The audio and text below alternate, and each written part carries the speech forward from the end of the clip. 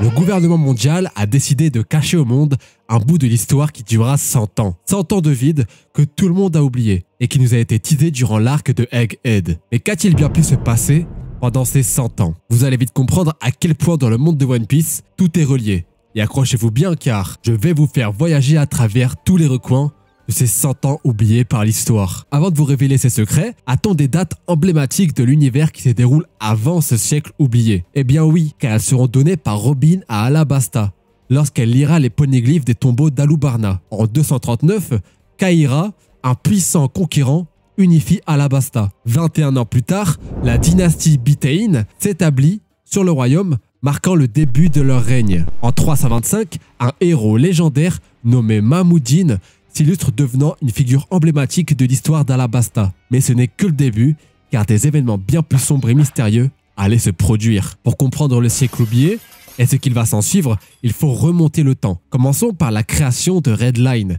Cette gigantesque chaîne de montagnes qui divise les mers, on raconte que Red Line a été érigée par les mystérieux tireurs de continents. Des êtres dotés d'une taille bien supérieure aux géants d'Elbaf, qui avoisinaient les 60 mètres, et elles se nomment les Oni. Par leur taille, elle est aussi une force colossale qui leur a valu le surnom de tireurs de continents. Cette formation a non seulement influencé la géographie du monde, mais aussi le fonctionnement des log-poses, ces compas magiques qui permettent de naviguer sur Grand Line. En réalité, des pays comme Wano ne sont pas des terres unifiées, mais un ensemble d'îles provenant de différentes régions, rassemblés par les tireurs de continents. Et ça, on nous le démontre durant le voyage vers l'île des hommes-poissons, où Nami expliquera que Red Line est un amas d'îles collées les unes aux autres. Et c'est pour cette raison qu'en fonction de là où tu te trouves, la saison peut être totalement différente sur cette chaîne de montagnes. Et vous connaissez un autre amas d'îles qui a des saisons différentes? Je vous l'ai cité précédemment, Wano Kuni, qui est une contrée composée de plusieurs terres reliées entre elles par des ponts et qui possède des saisons bien à elle, comme à Kuri où il fait assez vert et Ringo où il y a l'hiver. Mais le siècle oublié, comment ça s'est déroulé? Eh bien, il a principalement été marqué par l'histoire d'un royaume pacifiste et technologiquement avancé. Tellement avancé qu'on considère aujourd'hui qu'il avait 500 ans d'avance sur notre présent, un pays que nous appellerons l'Atlantide. C'est ici que vivait un homme nommé Joy Boy, considéré comme le premier pirate de l'histoire. Comme révélé par Vegapunk, il quitta son royaume pour partir à l'aventure et durant son périple, il fonda le tout premier équipage pirate. La première à rejoindre Joy Boy, à l'image de Nami, est une femme du royaume d'Alabasta, se nommant Lily. Leur amitié était si forte que le symbole du soleil devint l'emblème du royaume lui-même. Joy Boy n'était pas un simple aventurier.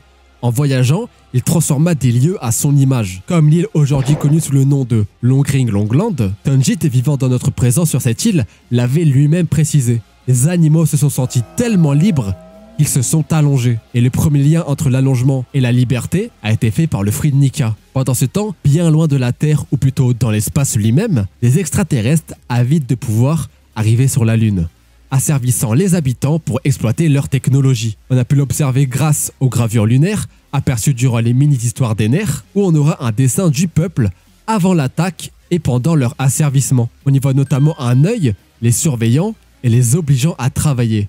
En plus de ça, en haut est affichée une flamme énergétique d'une puissance inimaginable, car elle sert d'énergie au peuple lunaire. On aperçoit sur une des stèles les Lunaria, car chaque race ailée est représentée par un seul personnage, comme les Bilkans ou les Shandia, mais bizarrement, une quatrième race est cachée sur le coin de la stèle, comme si une race était cachée par l'auteur lui-même. Mais fort heureusement, on ne les voit pas sur la pierre, où le peuple a servi. On peut en conclure que contrairement aux trois autres races, ils ont réussi à s'enfuir vers la Terre pour établir leur demeure sur Red Line, comme l'avait expliqué Barbe Blanche à Marco. Comment ont-ils pu s'échapper, me direz-vous? Eh bien, comme ce qu'on nous a montré, quand il faut maintenir des îles dans les airs artificiellement, et quand les Spices ont dû aller sur la Lune. Et évidemment, même sur la stèle qu'on nous a montré plus tôt, il nous suffit simplement d'avoir des ballons. Les extraterrestres, armés de technologies héritées du peuple céleste, descendirent sur Terre et iront conquérir une terre qu'ils renommeront Mu, en signe d'allégeance à leur maître. C'est un pays qui, dans notre présent, n'existe pas car détruit par leurs armes à puissance nucléaire. Et c'est ce qui provoquera le trou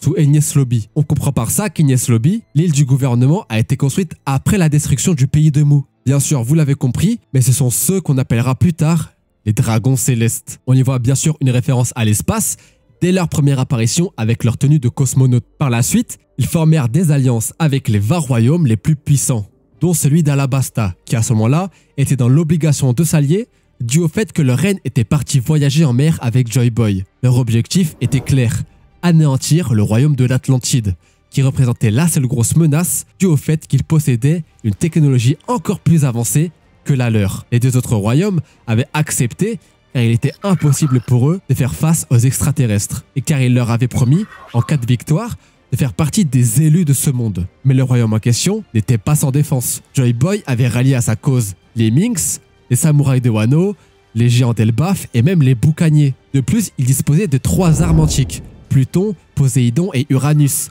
ce qui annonçait d'avance une victoire de la part du possesseur du fruit mythique de Nika. Malgré ça, les envahisseurs prirent l'avantage. Ils utilisèrent Zunesha pour s'emparer d'Uranus et grâce à un pacte diabolique, obtinrent l'immortalité et des transformations décuplant leur puissance. Même malgré ça, au vu de la puissance du camp de Joy Boy, prendre le dessus serait compliqué, car même si eux sont puissants, les soldats ne le sont pas assez. Ils décidèrent alors, grâce à l'un des leurs, spécialisé dans la défense scientifique, de créer une drogue artificielle, augmentant la puissance d'une personne. Vous comprenez maintenant pourquoi le coffre antique de l'île des Hommes-Poissons, contenant les drogues d'Odie Jones, étaient exactement les mêmes que possédaient les dragons célestes et la famille de Doffy lors de son flashback. Entre-temps, Joy Boy reçut une prophétie de la part de l'ancêtre de la famille d'Arlong.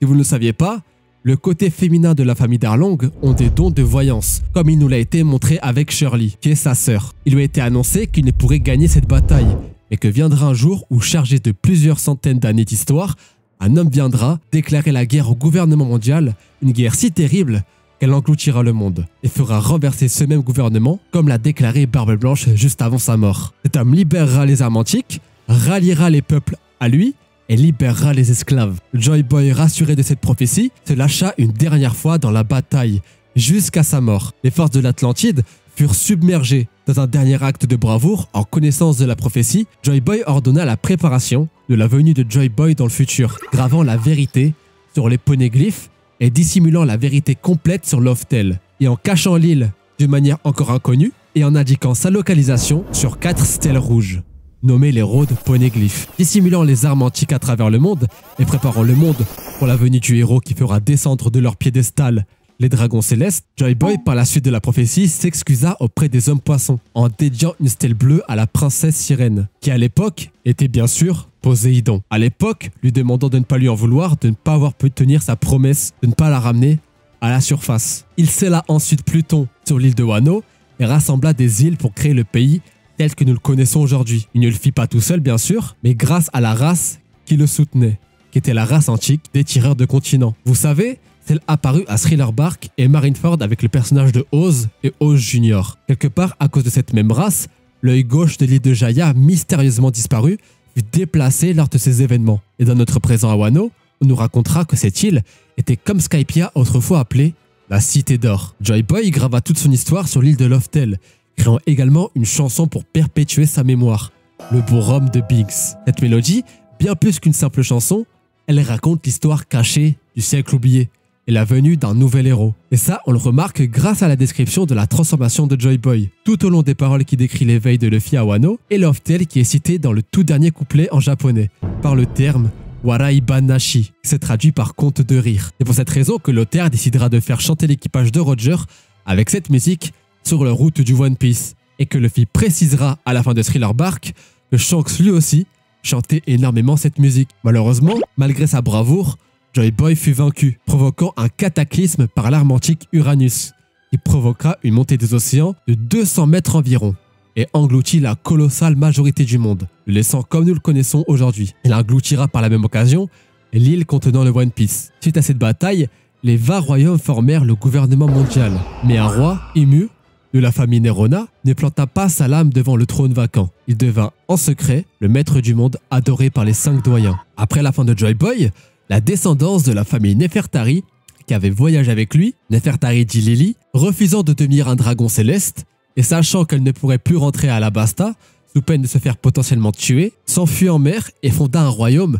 composé uniquement de femmes, qu'elle nomma en son nom Amazon Lily. Les Kozuki, quant à eux, se tatouèrent l'emblème du soleil sur le logo du signe et mirent 4 queues de baleine à chaque extrémité pour coder leur message aux futures générations de samouraïs. Ils devront un jour aider Joy Boy gardant en mémoire leur lien avec celui-ci. Bien sûr, il ne faut pas oublier les Shandia, qui adulaient Joy Boy comme leur héros, et qui graveront la prophétie de sa venue sur une cloche d'or. Et au fil des générations, leur histoire s'est déformée et ils ont commencé à acclamer plusieurs dieux et à désigner un serpent comme celui du soleil. La prophétie établie sur la cloche était la même que celle proclamée par les rois des mers. Les baleines attendent la venue de Joy Boy, c'est pour ça qu'on y voit des silhouettes de baleines et des singes avec un chapeau de paille gravé dessus. Et le rôle des géants fut exactement le même que celui des Shandia. Ils détaillèrent avec exactitude l'apparence du dieu soleil.